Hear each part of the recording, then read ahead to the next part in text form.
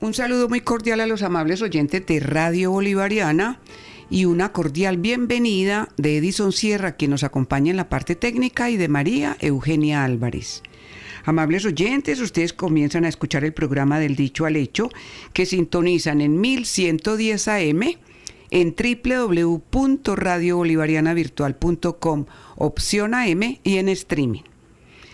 En nuestras dos emisoras, pues le damos mucho énfasis a los temas de historia. Es muy importante conocer nuestra historia, como lo hemos dicho. Nosotros también hemos venido teniendo varias entregas de programas sobre historias con la Asociación Colombiana de Historiadores en el capítulo de Antioquia, y nos ha acompañado Marcela Cadavid, historiadora y comunicadora.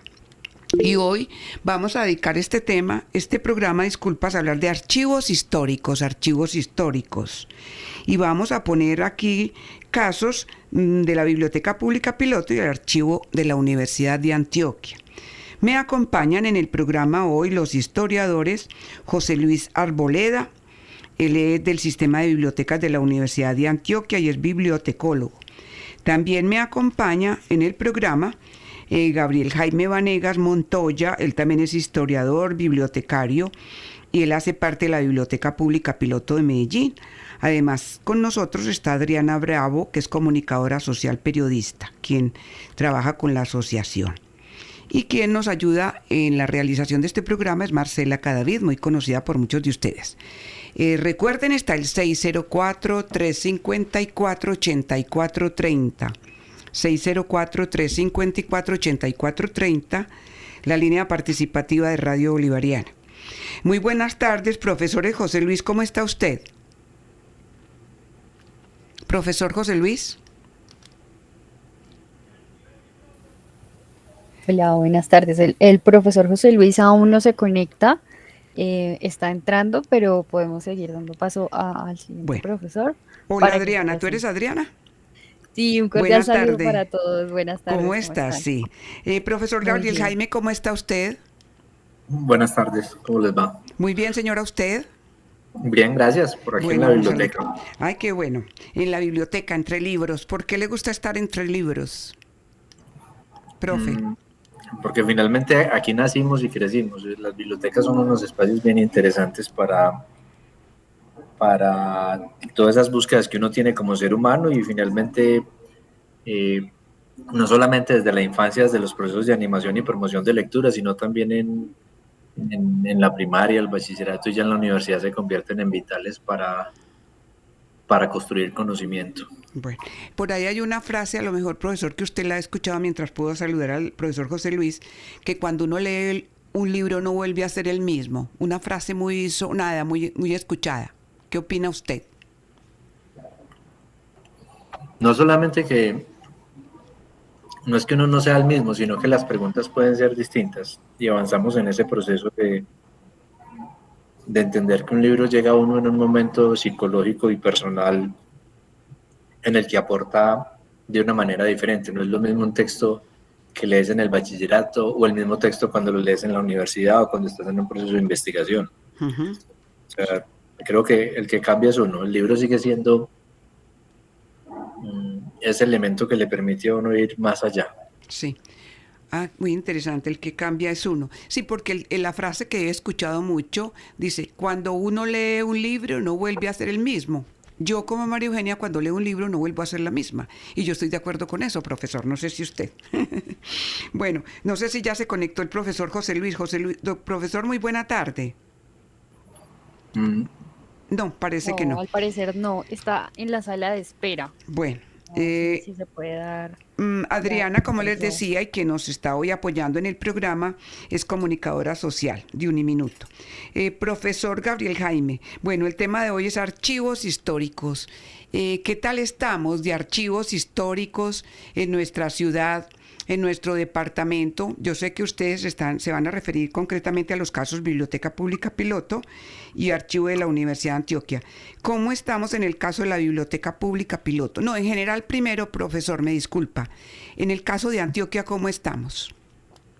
Pues mira, yo creo que hay una cosa que nos toca entender a todos, sobre todo a la gente de a pie. Incluso yo se lo decía ahorita cuando Marcela hacía el ejercicio de contactarnos, yo le decía, no me diga profesor que yo todavía sigo siendo siempre un poco en la lógica de eso que era Marc Bloch en su momento, un estudioso, más un estudiante de la historia que un historiador. Uh-huh. ¿Qué nos pasa a nosotros? Pues hoy los archivos en Colombia tienen ya una normatividad que inclusive está regulada por ley y que dentro de esa normatividad están direccionados por el Archivo General de la Nación, en su ley general de archivos y todo el proceso que vienen adelantando para avanzar no solamente en la manera como se organizan, se conservan y se ponen a disposición de los usuarios. Para el caso antioqueño, uno diría que regionalmente hay unos referentes bien interesantes. En nuestro caso, el Archivo Histórico de Antioquia y el Archivo Histórico de Medellín, que son esos archivos que han ido recuperando todo ese acervo documental que han producido estas instituciones como la gobernación y la misma alcaldía, y que hoy no solamente sirven para el tema administrativo, sino para la investigación histórica y social que pueda derivar de los distintos fondos y series que los contienen. Uh-huh. En nuestro caso creo que se ha avanzado porque finalmente es bueno tener una ley general de archivos, es bueno que haya un ente que regule ese tema en el país, pero hay un esfuerzo grande de lo regional y de lo local por avanzar en ese sentido de seguir desarrollando los archivos, sobre todo que si entendemos que finalmente son las instituciones, por ejemplo en este caso Biblioteca Piloto hoy es una institución viva que cumple 70 años de historia en este año. Hoy podemos decir que somos una viejita que está contenta, que quiere seguir aprendiendo y aportándole a esta sociedad, pero que tiene no solamente unos archivos que dan cuenta de su administración y de la gestión que hace día a día, sino que tiene ya unos archivos de carácter histórico que suman a una sociedad que todo el tiempo está demandando sobre ellos. Uh-huh.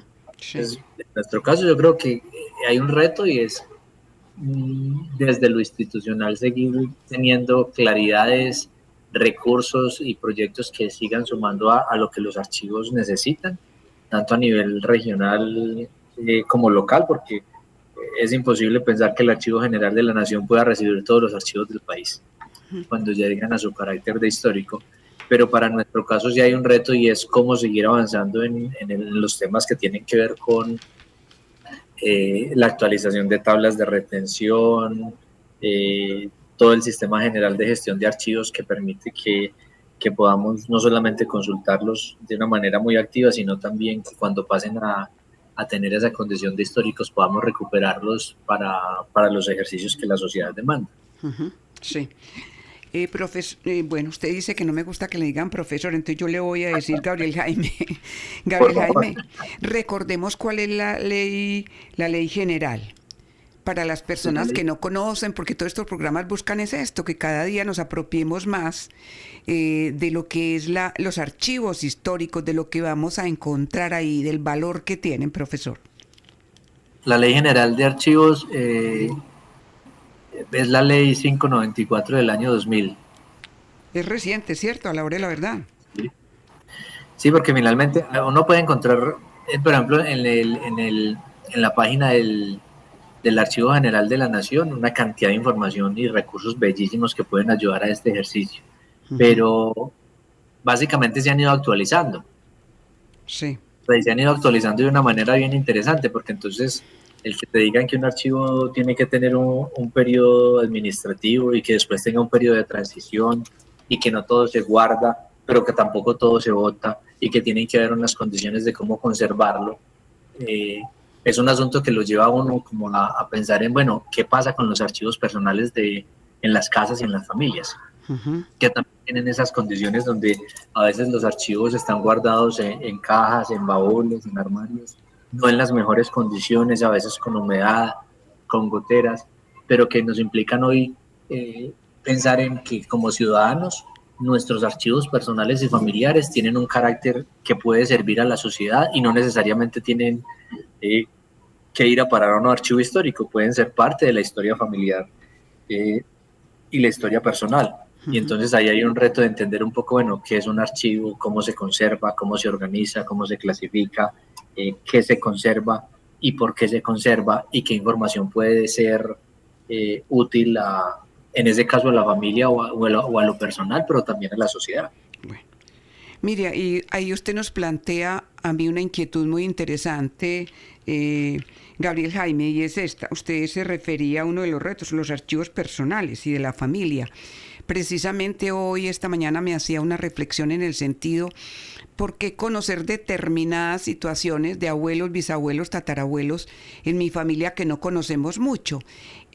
En ese trabajo que ustedes hacen tan interesante y tan importante, se acercan también a los públicos común y corriente, no solamente para leer, para conocer la historia de nuestro país, de Colombia, del mundo, de nuestra región, de nuestro municipio, sino también hay un trabajo que nos acerca a decir cómo hacer el archivo personal de X oyente, de una persona que va a la biblioteca, no solamente a leer otros libros, sino se está haciendo ese trabajo. Gabriel Jaime. A darle cuento, justamente ahorita, antes de reunirme con ustedes, estaba terminando algo que llamamos en la Biblioteca Pública Piloto, el taller de historia familiar a través de las genealogías, que básicamente consiste en que quienes se inscriben, que a la fecha han sido más o menos 6.800 almas desde el año 2018 a la fecha, las personas aprenden a hacer, su árbol genealógico o actualizarlo, y en la medida que aprenden a hacer su árbol genealógico o actualizarlo, desarrollan narrativa histórica y literaria. ¿Qué quiere decir esto? Que finalmente todos tenemos una familia, y en toda familia hay historias que nos unen y que nos separan. Y lo que nos ha venido ocurriendo es que en la medida en que las personas van descubriendo que se acercan a la tradición oral para indagar sobre sus ancestros, para encontrar el origen de quiénes son y cómo han transitado sus ancestros unos caminos que nos conducen hasta ellos hoy, eso pasa también por indagar sobre los archivos personales y familiares, sobre aprender a ir a las notarías, a consultar en los archivos históricos, en las parroquias y en otra serie de fuentes como la prensa, los libros, que pueden ser interesantes. Entonces, para nosotros es un reto siempre porque finalmente cuando usted aplica las técnicas de investigación histórica, cuando acerca un poco la historia y las técnicas de investigación social a los usuarios de una biblioteca que están indagando sobre quiénes son sus ancestros, de dónde vienen, cómo investigar a alguien que no conocí, que vivió hace 200, 300 años, pero tengo curiosidad.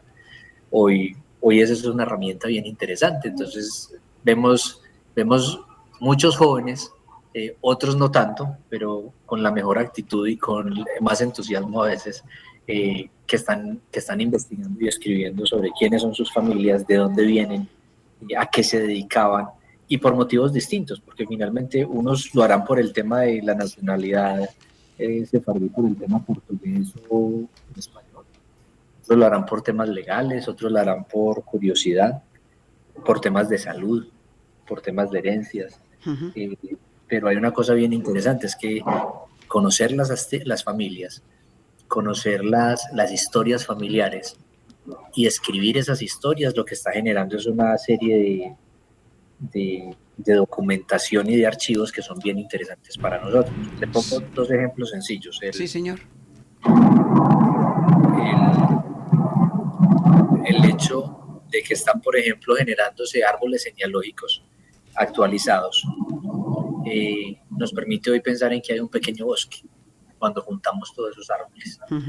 Cuando pensamos en que esas historias familiares no solamente son la historia familiar, sino que son microhistorias que ayudan a historias regionales y locales para entender la historia de los barrios, de las veredas y de los municipios del país. Y cuando ponemos toda esta gente a conversar alrededor de las fuentes que pueden encontrar en una biblioteca como estas, en un archivo como el Archivo Histórico de Medellín, el Archivo Histórico de Antioquia, el Archivo General de la Nación con sus recursos en línea, el de Popayán, o el de Pares, que está en el portal de archivos españoles, finalmente es una realidad, y es que hay que pensar un poco en que si nosotros logramos servir como la misión y la visión que tiene la biblioteca, pero fuera de eso ayudar a que los investigadores, muchos no son especialistas, no tienen posgrados, ni maestrías, ni formación universitaria, pero que hacen unos trabajos sumamente interesantes, puedan aprender a navegar entre las fuentes y entre el pasado, eso sumaría muchísimo. Entonces para nosotros es un reto porque finalmente estamos aprendiendo a descubrir qué hay en estos tesoros de las bibliotecas, qué hay en nuestras áreas patrimoniales, en este caso en la Sala Antioquia del Archivo Fotográfico, pero también a aprender de los investigadores, de esos usuarios que son inquietos y preguntones y que quieren aprender más de su pasado, y que finalmente desde la experiencia lo que queremos es familiarizarlos con las fuentes y las posibilidades de uso que ellas les dan. Bueno, profesor Gabriel Jaime, qué interesante ese aspecto que usted nos trata en este momento, que da para otro programa, porque usted nos anunció esos talleres que están haciendo, taller de historia familiar que lo hace la Biblioteca Pública Piloto, muy interesante. Más adelante le preguntaré. El tema de hoy es archivos históricos. Amables oyentes, están como invitados Gabriel Jaime Vanegas, que es historiador, bibliotecario de la conocida Biblioteca Pública Piloto, que nos dice él tiene 70 años. También tenemos como invitado a José Luis Arboleda, que también es historiador y él del Sistema de Bibliotecas de la Universidad de Antioquia, de la Biblioteca Carlos Gaviria Díaz. No sé si el profesor José Luis se podría conectar con nosotros, Edison, todavía no. Bueno, hay dificultades. Adriana Bravo, que es comunicadora social, también está en el programa. Adriana, ¿usted tiene alguna inquietud? Sí, claro que sí. Hablando sobre pues, este tema tan interesante, yo quisiera preguntarle al profesor qué estrategia llevan ustedes para lograr conservar este archivo. O sea, ¿tienen algún tipo de línea estratégica para lograr esa preservación de las colecciones? Sí, hay una cosa que ocurre. Mira, por ejemplo, yo creo que hay que contextualizar algo. En 70 años, la biblioteca puede decir que hoy, cuando tiene recursos, puede comprar libros nuevos. Pero en 70 años le ha permitido adquirir una serie de libros y materiales que son únicos. Es decir, donde finalmente son tan únicos que solo existen aquí y que vienen de cualquier parte del mundo a consultarlos. ¿Y eso qué nos ha implicado? Que hay material que ya no se ha editado, que no está en el mercado, que ya no está ni en el mercado de segunda, pero que está en la biblioteca. Entonces, ¿qué ha hecho la biblioteca? Un poco ir avanzando en ese ir identificando cuáles son las colecciones que están a disposición del público, cuáles tienen un carácter de consulta referencial general y cuáles hacen parte de la consulta especializada y que por sus condiciones históricas y de contenido deben estar solamente consultados en biblioteca en unas condiciones de conservación y preservación que garanticen que el material no se deteriore tanto, inclusive en los procesos de la misma digitalización, cuando hablamos pues del caso del archivo fotográfico. La biblioteca pues viene desarrollando básicamente una estrategia de fortalecimiento de lo patrimonial, entendiendo que dentro de su plan estratégico tiene un reto y es convertirse en centro de pensamiento, y en ese ejercicio de convertirse en centro de pensamiento ha adquirido un carácter que es único en una biblioteca pública, que es de patrimonial a la vez. Uh-huh. Un ejemplo que tenemos es, por ejemplo, el archivo fotográfico, que es una fuente valiosísima de información, o sea, donde tiene más o menos más de aproximadamente 2 millones de materiales originales desde más o menos la década de 1840 hasta la fecha, en distintos formatos que se han desarrollado a nivel histórico, pero con unas características bien interesantes, que el tener los formatos originales garantiza que esos formatos nos cuenten esa historia también de cómo ha sido ese proceso de la evolución de la fotografía en Antioquia y esos más o menos 39 fondos que tiene ese archivo dan la posibilidad a que desde esas miradas de los distintos fotógrafos que construyeron sus archivos nos den cuenta de una sociedad y de un país, inclusive a nivel del extranjero, sobre imágenes que ellos mismos captaron y que están ahí. Entonces, ¿qué pasa hoy? Que si vas a ir al archivo, no vas a ir físicamente, vas a tener un repositorio digital. O sea, la digitalización y la conservación ha permitido que hoy se pueda avanzar mucho en el tema de lo descriptivo de los diferentes fondos, de una mejor, yo diría que descripción de las distintas imágenes que contienen según las necesidades que se tienen. Es decir, que ese histórico de usuarios que consultan el archivo, lo que ha permitido es que la biblioteca vaya identificando cuáles son los temas de interés, cuáles son los temas de consulta de los usuarios, que muchas veces requieren hacer un documental, una revista, un periódico, un trabajo de pregrado, una maestría, una exposición, un audiovisual.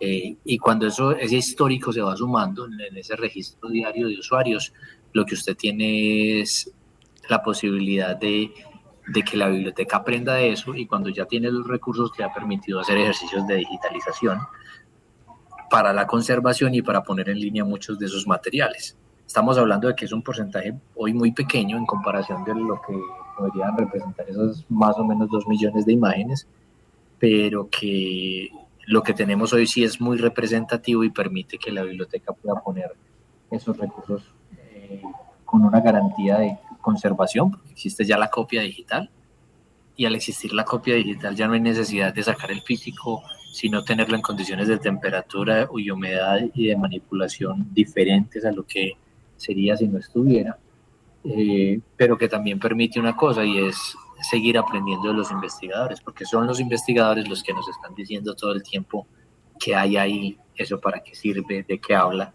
Mira que la mayor riqueza que tiene un archivo, en este caso para la biblioteca piloto, en su archivo fotográfico, que hoy es declarado Memoria Regional para el Mundo según la UNESCO. Es decir, que hoy una imagen de esas, si se pierde, no solamente pierde quien pueda ser el familiar o propietario de esa imagen, sino que también pierde América Latina y el Caribe. Y ahí hay un reto bien interesante de conservarlo, pero conservarlo para el futuro y para la investigación. Y eso es, creo que, una de las cosas que se han aprendido, inclusive en el caso de Sala Antioquia, donde tenemos una serie de archivos, de revistas, de periódicos, de distintas fuentes y material que todo el tiempo se está consultando. Esa sala se crea en el 85 y básicamente con un propósito de consolidar una sección patrimonial para recuperar, conservar y organizar y difundir el patrimonio bibliográfico de la región antioqueña. Y estamos hablando de que para el caso antioqueño no solamente es Antioquia, sino también Caldas, Quindío y Risaralda. También se diferenció el hecho de que todo ese material es material escrito por antioqueños o sobre antioqueños, o sobre Antioquia específicamente. Entonces ahí van a encontrar revistas, libros, el archivo vertical, que es tal vez un tesoro bien interesante de toda la prensa que se ha recortado y que hoy tiene buena parte del material sobre víctimas que está a disposición de los usuarios, folletos de arte y distintos fondos documentales que son bellísimos para nosotros. O sea, estamos hablando de que hoy la biblioteca puede contar con López Gómez, Belisario Betancur, Carlos Castro Saavedra, F. Gómez, Joaquín Pérez Villa, León de Grave, Gonzalo Arango, Otto de Grave, el archivo de Simesa y otras colecciones. Entonces, son tesoros. Finalmente, yo creo que para nuestro caso, tanto el archivo fotográfico como te digo, con los distintos fondos que tiene, en distintos formatos y soportes, siendo tal vez el archivo más grande en formatos originales en América Latina, diciendo hoy patrimonio regional, según la UNESCO, nos permite a nosotros decir que ese archivo es un tesoro para el país y para los antioqueños. pero que es más valioso en la medida en que los usuarios comprendan que hay que conservarlo, preservarlo, utilizarlo y difundirlo. Y en el caso de Sala Antioquia, pues es lo mismo. Tenemos una serie de colecciones y de material que es único y que es divertidísimo. Yo recuerdo que el último hallazgo que a mí me sorprendió fue cuando hace algunos años me encontré las notas de Gabriel Arango Mejía, unos manuscritos bien interesantes, escritos entre 1894 y 1901, que representados en 7 libretas contienen la información de 1.300 familias antioqueñas, que son el origen de un texto que creo que todos conocemos, que es el libro de genealogías de Antioquia y Caldas, que es el texto más publicado sobre ese tema en Colombia. Oiga, profesor, qué interesante ese dato que usted nos acaba de dar. El último hallazgo que usted hizo es de unos datos que deja el señor Gabriel Arango Mejía, datos históricos de 1.300 familias. Sí, señora. Sí, familias antioqueñas o del país o las regiones que usted decía, Antioquia, Caldas, Quindío y Risaralda, ¿o no? Lo que pasa es que, mira, cuando existe la necesidad de crear una sala temática, una sala Antioquia, en la Biblioteca Pública Piloto hay una intención en el 84 de contar con 1.500 libros, unos 1.000 ejemplares de revistas reunidos en 100 títulos y más o menos 500 folletos.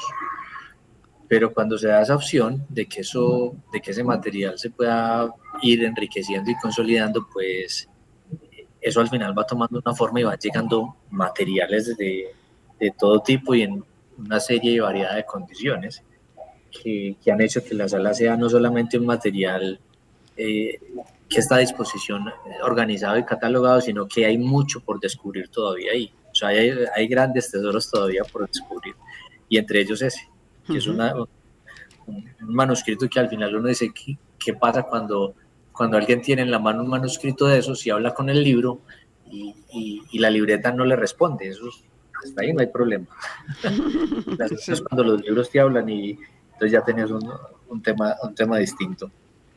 Pero cuando empezás a hacerte preguntas sobre qué hay ahí, eso qué significa, quién los trajo, qué alcance tiene, pues descubrís que ese es un tesoro fundacional del tema de las investigaciones genealógicas en Antioquia, que hay que estudiar y que hoy, por ejemplo, en el taller de historia, pues familiar y genealogías lo venimos haciendo con los estudiantes del taller y hemos estado haciendo un ejercicio comparativo porque lo que nos dio fue, basados en las notas, tratar de mirar qué es lo que se ha publicado ya impreso, que la primera publicación que él hace en 1911 con el título de Genealogías de Familias de Antioquia, bajo el sello de Imprenta Editorial, en un solo tomo, dividido en 2 libros, donde el primero muestra las cabezas de familia y en el segundo libro muestra los descendientes. Pero para el 32, cuando sale Editorial Búfaro con la primera edición bajo el título de Genealogías de Antioquia y Caldas, habiendo sido ya creado el departamento de Caldas, estratégicamente se convierte en un tema no solamente de interés para estos antioqueños, sino para toda esa región. Uh-huh. Y hoy es un tema que hay que estudiar. Muchos le dan palo a don Gabriel, muchos le agradecen el asunto, pero yo creo que los textos hay que leerlos y un poco hacerles justicia en términos de no lo que no dicen, sino tratar de entender que lo que aportan puede ser interesante, pero el conocimiento es eso, cómo seguir sumando. ¿Quién era Gabriel Arango Mejía? Bueno, antes de responderte quién era don Gabriel, ya José Luis llegó con nosotros. Ah, bueno, señor. Yo le doy saludo enseguida a José Luis. Cuéntenos quién era Gabriel. Saludo al profesor también, a nuestro invitado, como les decía a los oyentes, al otro invitado de nuestro programa. Nos ayuda más a enriquecer pues el tema, José Luis Arboleda, que también es historiador y es del sistema de bibliotecas de la Universidad de Antioquia y también bibliotecólogo. ¿Quién era don Gabriel? Pues básicamente don Gabriel Arango Mejía es un personaje que en la historia que hemos encontrado de él nace como un personaje que deja su desarrollo natural por asumir la responsabilidad de su familia. Trabaja en rentas departamentales, en distintos cargos públicos, trabaja en el Archivo Histórico de Antioquia, y lo que conocemos es que más o menos venía desarrollando el trabajo con Esmagardo Posada, un descendiente de Celedonio Trujillo, quien es tal vez uno de los personajes más interesantes en el tema de estudios genealógicos por haber sido escribano de la Villa Nuestra Señora la Candelaria, y él lo que hace básicamente es basado en lo que estos personajes ya habían consultado y habían estudiado. Me refiero a Celedonio, a Pedro Rodríguez de Seda Casapumus,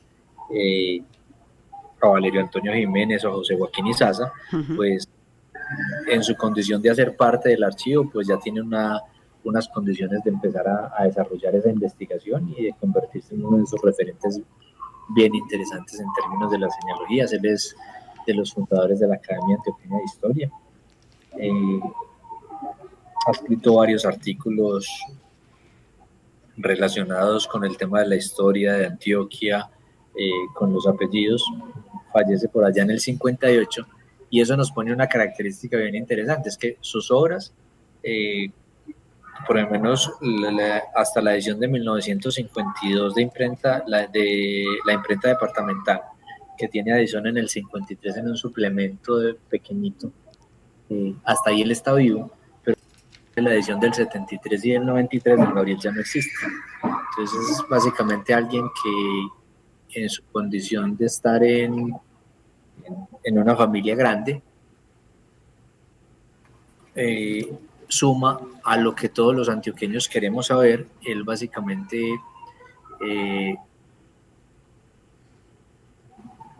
es de Abejorral, desarrolla unos ejercicios bien interesantes, sobre todo porque nos permite saber de lugares, de vínculos, inclusive en algunos momentos nos lleva a temas donde tenemos que preguntarnos, bueno, ¿y dónde están las fuentes? Porque muchas veces no las encontramos, pero creo que hay que hacer un estudio más responsable del hombre cuando vemos la importancia que tiene hacer un estudio comparado de las distintas ediciones que ha hecho y también de las notas y los artículos que dejó en distintas revistas y periódicos, porque finalmente lo interesante de su aporte es que tiene la humildad de reconocer que los errores que podamos encontrar se le hagan saber para él corregirlo, teniendo claro que su obra no es una obra terminada, y creo que es una de las cosas bien interesantes que hay que entender ahí. Nunca se terminó, nunca se termina de escribir, lo que cambian son las fuentes, pero básicamente esas fuentes están para volverse a revisar y volver a sumar a lo que se quiere hacer. Profesor, le invito a usted al profesor José Luis Arboleda, quien también ya se contacta con nosotros para el programa, y a los oyentes a escuchar unos mensajes, y seguimos en un momento con este tema, archivos históricos. Interesante, porque estamos conociendo aspectos relacionados con el caso Biblioteca Pública Piloto, y vamos a conocer casos relacionados con el Archivo Universidad de Antioquia, concretamente Biblioteca Carlos Gaviria Díaz, con el profesor e historiador José Luis Arboleda. Volvemos en un momento. He aquí un mensaje de Alcohólicos Anónimos. Las cosas iban mal, todo el mundo estaba encima de mí, pero seguía pensando que mi vida cambiaría pronto. Sabía que estaba bebiendo demasiado, y así de una u otra manera las cosas serían peores. Alguien me sugirió ponerme en contacto con Alcohólicos Anónimos. Lo hice, dio resultado. Empecé con el programa de Alcohólicos Anónimos y ahora me siento bien y puedo pensar y actuar. Alcohólicos Anónimos da resultado. Llámenos a la línea de ayuda 018-510-522 o busque su grupo más cercano en www.cnaa.org.co. Esperar y entrar a la carrera no es lo que se esperaba, no es lo que pensé que sería, ha sido mucho mejor y me ha abierto un mundo de posibilidades, porque hay libros a los que no llegamos simplemente porque sí, hay libros que necesitan que nos lleven a ellos, porque no son tan comerciales como lo pueden ser otros libros. La carrera me ha abierto nuevos mundos, me ha abierto la posibilidad de ver nuevas cosas y saber que no se necesita comprar un tiquete de avión para viajar si se puede comprar un libro. Conoce el pregrado de Estudios Literarios en la Universidad Pontificia Bolivariana en Medellín. Correo electrónico estudios.literarios@upb.edu.co. Vigilada Mineducación. Continuamos en Radio Bolivariana 1110 AM con el programa Del Dicho al Hecho, que usted también puede sintonizar en radiobolivarianavirtual.com, opción AM, y en streaming. Y estamos hablando de archivos históricos para quienes acaban de llegar a nuestra sintonía. Y también saludamos al historiador y bibliotecólogo José Luis Arboleda. Profesor, muy buena tarde, bienvenido. ¿Cómo está usted? Qué bueno tenerlo en este espacio. Hola, buenas tardes. ¿Me escuchan bien? Sí, señor, perfecto. Muchas gracias por la invitación. Saludo a todos los que nos escuchan y las que nos escuchan. Y pues bueno, no, me parece muy interesante todos estos espacios. Hay que aprovecharlos. Seguimos en la misma tarea de sensibilizar y de apropiarnos de los patrimonios. Y creo que nuestra ciudad de Medellín ofrece muchas cosas que tienen que seguir en ese crecimiento de valoración. Sí, profesor, yo quisiera hacerle esa pregunta a usted concreta porque también está con nosotros Adriana Bravo, que es comunicadora social y trabaja con el capítulo de Antioquia de la Asociación de Historiadores. Es muy importante el valor de las colecciones y su custodia. Usted que está trabajando en este campo.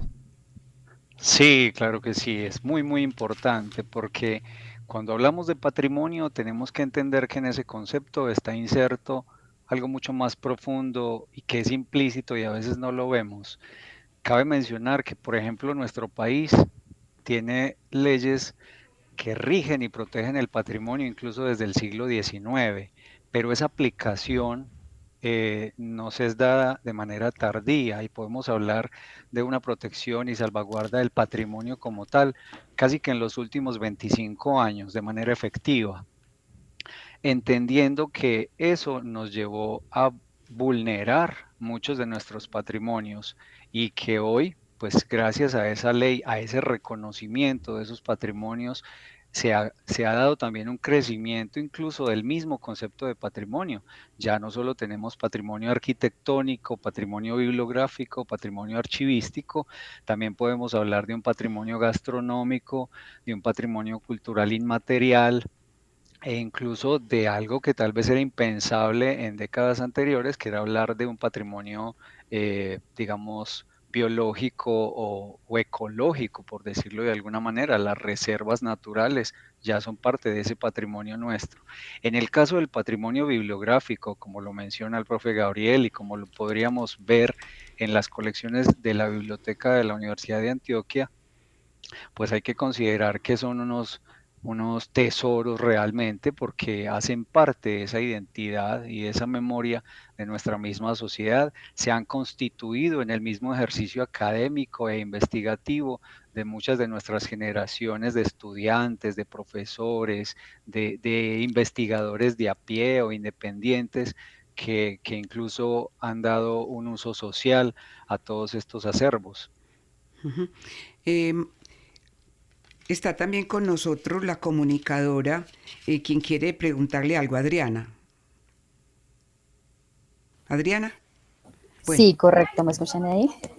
Sí, el profesor José Luis está con nosotros. ¿Quieres plantearle alguna interrogante? Claro que sí, profe. Un cordial saludo y yo quisiera preguntarle, en este caso, ¿de dónde nace esa pasión por recuperar y generar este tipo de archivos? Y también quisiera preguntarle cuál es la motivación que los lleva a continuar generando esa recolección para también pues la construcción de memoria. Gracias, Adriana. Pues bueno, te cuento que en nuestro caso como biblioteca de la Universidad de Antioquia, la biblioteca nace en 1935 y ni siquiera se tenía una conceptualización o una conciencia directa sobre el patrimonio, pero sí de manera intuitiva. Por ejemplo, el señor Alfonso Mora Naranjo, que fue primer director de Biblioteca General de la Universidad de Antioquia y director también de la revista en ese entonces, tenía, digamos, una vocación por la conservación. Y esa conservación documental la había heredado un poco de su maestro Porfirio Barba Jacob, amante de los libros, de las letras, de las páginas, que a veces pueden quedar olvidadas, pero que toman cierto valor. De alguna manera eso va trascendiendo y, como decía, pues como con la aplicación de ciertas normatividades, políticas, directrices institucionales, se va dando también un crecimiento de esa conciencia. Estas colecciones nacen, por ejemplo, hacia 1975, cuando se configura la colección de periódicos, fruto un poco del trabajo de historiadores en el naciente programa de historia para ese momento en la Universidad de Antioquia. Una de las primeras tareas que se da es, por ejemplo, preguntarse cuáles son esos documentos o esos acervos documentales que pueden dar fortaleza a la investigación de un área como la historia en nuestra academia Universidad de Antioquia. Y encuentran que por allá en bodega, pues hay una cantidad de periódicos del siglo XIX, parte del XX, que pueden solventar muy bien todas esas investigaciones. Y con eso se abre también una veta como de empezar a descubrir que hay otros documentos esperando valoración. Documentos como Literatura Universal en sus primeras ediciones, que dicho en términos pues muy técnicos los llaman ediciones príncipes, digamos de una manera más bonita y más poética, o esas ediciones antiguas de textos que son muy académicos en áreas del conocimiento tal vez más de física, de química, pero que ya son ediciones no comerciales, que ya no se encuentran, que no se vuelven a publicar. Y eso amerita entonces empezar a darle un giro a esa conciencia sobre la valoración. De ahí se da pues como el nacimiento de estas colecciones que además se ayudan a configurar con unas donaciones muy especiales. Todo esto nos demuestra que realmente nace más de un aporte intuitivo, de una sed de tener también una misma construcción desde adentro y que esa misma valoración se surte del propio conocimiento de la institución. Entonces, es un camino que ha sido largo, pero que ha ido dando también sus frutos. Eh, Creo que en la misma ciudad se ha dado de esa misma manera, solo que pues cada caso tiene como sus particularidades. sí. Ya vamos con el oyente en un momentico. Si el profesor también, Gabriel Jaime, quiere intervenir o anotar algo, pues lo puede hacer, ¿no? No quiere decir que ya esté por fuera. Ya voy con el oyente. Profesor, cuando usted habla de este valor de las colecciones y su custodia, ¿quiere usted también invitarnos como que hagamos el uso de estos acervos que tenemos tan importantes en nuestro país, concretamente en nuestro departamento? Claro que sí, cuando menciono que somos una ciudad de alguna manera privilegiada, pues hay que mencionar que, por ejemplo, la Piloto, la Biblioteca Pública Piloto, a quien tanto queremos, pues solventa de alguna manera cosas muy interesantes. Por ejemplo, el mencionar que tiene una colección Antioquia muy importante, que tiene archivos personales como el de Manuel Mejía Vallejo, el de Gonzalo Arango, el de Carlos Castro Saavedra, y que además a eso le ha ido sumando, por ejemplo, todo el archivo fotográfico que en este momento está tipificado como uno de los mejores del continente en su estilo o en su tipo, y a eso le vamos sumando que la biblioteca de AFIT también tiene unas colecciones muy importantes heredadas de lo que era el FAES, Fundación Antioqueña para los Estudios Sociales, que almacenaba todo lo que tenían los Ospina, y que por supuesto la biblioteca de la Pontificia Bolivariana heredó todo un legado bellísimo de Belisario Betancur, y que tenemos además archivo histórico de Antioquia, archivo histórico de Medellín, y que a eso le sumamos que en la Universidad Nacional se ha logrado hacer un rescate del archivo histórico judicial de Medellín y de una buena parte del archivo del Hospital Mental. Pues entonces tenemos una cantidad de documentos, de archivos, de legajos que hacen parte de la misma historia nuestra y que están ahí esperando no solo por la valoración, sino por su uso social. Fruto De de acuerdo. eso es que podamos decir que las investigaciones históricas han ido de manera creciente, y que además esos mismos programas de historia van apareciendo ya no solo en la Universidad Nacional sede de Medellín, que la teníamos para nuestra ciudad, sino que también la Universidad de Antioquia tiene su programa de historia ya consolidado, y que ahora pues va apareciendo incluso posgrados en historia y en humanidades que se fortalecen de esta misma documentación. O sea que tiene un buen impacto social, profesor José Luis. Sí, sí, pues aquí estábamos hablando del impacto académico, pero hablando Ujú. del impacto social, por ejemplo, es muy importante entender cómo una colección de periódicos hace las veces de la defensa de los derechos humanos, por ejemplo, en el caso de las víctimas del conflicto armado. desde 2011 que se crea la ley 1448 hasta el día de hoy. Incluso hoy en nuestra sala, en el servicio, tuvimos 3 usuarios que venían revisando casos de víctimas. Hemos acompañado más de 40.000 casos de víctimas en esta colección y estoy seguro que por la piloto también han pasado una muy buena cantidad porque tienen también unos recortes de prensa y un archivo ahí complementario. Entonces es también un impacto social, aparte del académico. Incluso inicialmente cuando estas colecciones se crean, pensamos, digo como institución, pensamos solo en el impacto académico y lo demás se vino por añadidura, dándonos a entender que definitivamente la información es un poder muy importante en la sociedad. Sí, hay un Claro. oyente que quiere participar, sí. Don Odilio, muy buena tarde. Buenas tardes, doña María Eugenia, y para todos los que están en la mesa de trabajo. Qué tan importantísimo este espacio de 5 a 6 de la tarde del segundo día de agosto del 2022, donde hay tantos catedráticos y historiadores y de todo. Interesante es lo que han dicho acerca de la colección de periódicos.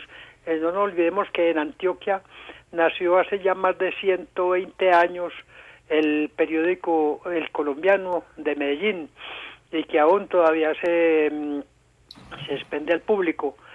También aquí en Medellín se nació el diario El Espectador, que no recuerdo en qué año fue que pasó a Bogotá. No nos olvidemos también de importantes personajes que hubo, sobre todo en el siglo pasado, en el 20, iniciando con Marco Fidel Suárez, nacido en Bello, también Mariano Ospina Pérez, y varios antioqueños que han estado en el solio de Bolívar. También no podemos dejar por fuera al general José María Córdoba Muñoz, nacido en Concepción, Antioquia, en 1799. Él fue el héroe de Ayacucho, que le ayudó a Simón Bolívar en la gesta libertadora. Su madre, doña Pascuala Muñoz, fue fundadora de Barbosa, Antioquia. Tantos personajes importantísimos de la música, de la poesía, no nos olvidemos de don Liborio Mejía, de tanta gente que se me escapa, y por la premura del tiempo y porque los espacios son muy limitados, muy reducidos en el tiempo, entonces por eso es que yo únicamente medio me asomo. También tengo para contarles que tengo mi archivo personal desde que yo fui empleado judicial acá en Antioquia y me tocó conocer muchas partes del país y por ahí un 80% de municipios de Antioquia, y pues donde en mi archivo personal hay formas las formas como tengo textos de sentencias, de medidas preventivas en el asunto penal, también enjuiciamientos y copias de sentencias interesantísimas. Muchas gracias, en todo caso, que estén muy bien, felicidades. A usted felicitaciones, don Odilio. Sí, ya voy, profesor, porque mire una Yo persona quisiera invitar a interesada. Odilio a que venga a la piloto a que nos cuente más de ese archivo. Sí, oiga, don Odilio está invitado. Muchas gracias, don Odilio. Sí, profesor Gabriel Jaime. Yo quería formularle esta pregunta a ustedes dos, al profesor José Luis y a usted. Estos archivos, la usabilidad de ellos, de pronto cuando usted nos hablaba en la primera parte del programa, Gabriel Jaime, sobre los archivos familiares, es porque en mucho tiempo estuvieron como solamente era para conocer como los próceres y todos estos personajes, más no se conocían otros datos de nuestra historia, otros problemas de los derechos humanos, todo esto a lo que se ha ido accediendo últimamente. Eso ha hecho que se usen más los archivos, que se conozca más. Profesores, yo les planteo esa inquietud a ambos. Buenas tardes, José Luis, ¿cómo vas? Hola, Gabriel. Pues, a ver, yo creo, permíteme, arranco porque quiero arrancar con algo que José Luis plantea ahorita, y es que sí, el hecho de que se implemente el programa de historia en la ciudad, que la Universidad de Antioquia inicie con los estudios históricos, que la Nacional tenga también un programa. Bolivariana también tiene historias. Que Bolivariana actualmente lo tenga. Nos permite una cosa bien interesante, y es que en un inicio parte de ese ejercicio de formar historiadores, de para qué se querían formar, partía también de la pregunta de con qué se iba a formar un historiador si no eran con las fuentes primarias, ¿verdad?